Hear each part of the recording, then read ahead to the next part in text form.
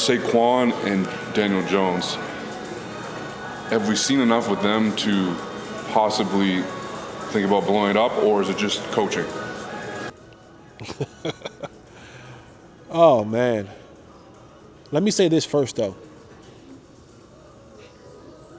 Go look at New York moves this offseason. Their hirings, their GMs, their assistants. New York is trying to build something on the low. New York is trying to build something on the low. And you hope, again, coaching, you hope a guy like Brian Daboll will be able to say, okay, here's what we did with Josh Allen. Remember Josh Allen's first year in the league, he couldn't hit the wide side of a barn. He struggled. And then he all of a sudden turned into this monster. Accurate, no one going. So there's a lot of hope hanging on the fact that Brian Daboll did something in Buffalo with Josh Allen, that maybe he can do that with Daniel Jones. Daniel Jones is an athlete. I think, again, Daniel Jones had some issues with himself. Like the fumbling part, that's all on Daniel Jones. I had nothing to do with coaching, that had nothing to do with culture. Hold on to the damn football. Like, that's on you. I think he's a good enough player that if you put the right hands on him and the right group around him, that he can be a player. Super athletic. You know he has the running ability. He has an arm. You just got to figure out where the ball is actually going. And I think that's the same thing with Josh Allen. It was Josh Allen he always had an arm, but he had a machine gun and didn't know how to aim.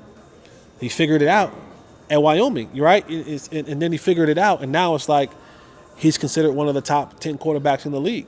Daniel Jones can throw the football. He don't always throw it to the guy in his uniform, but he can throw it.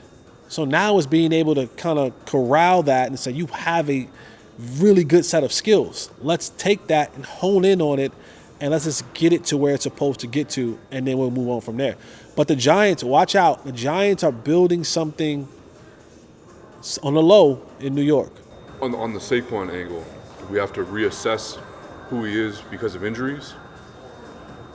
Yes, you do. You do.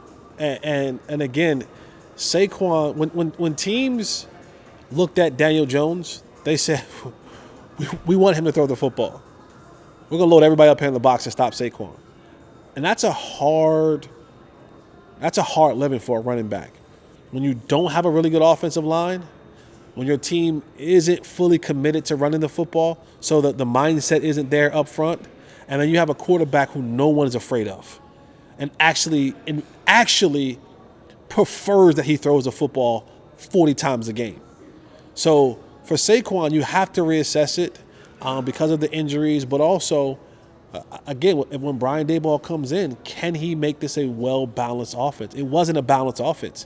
And when you don't have a balanced offense, your quarterback stinks, and your running back, which was your best piece, they just loaded up and said, we're going to just keep 8-9 guys in the box and let your quarterback do what he does. So for Saquon, hopefully with this new change, it becomes balanced. If Brian Daboll can get it balanced, I think Saquon can get back to that where everyone thought he would be early in his career.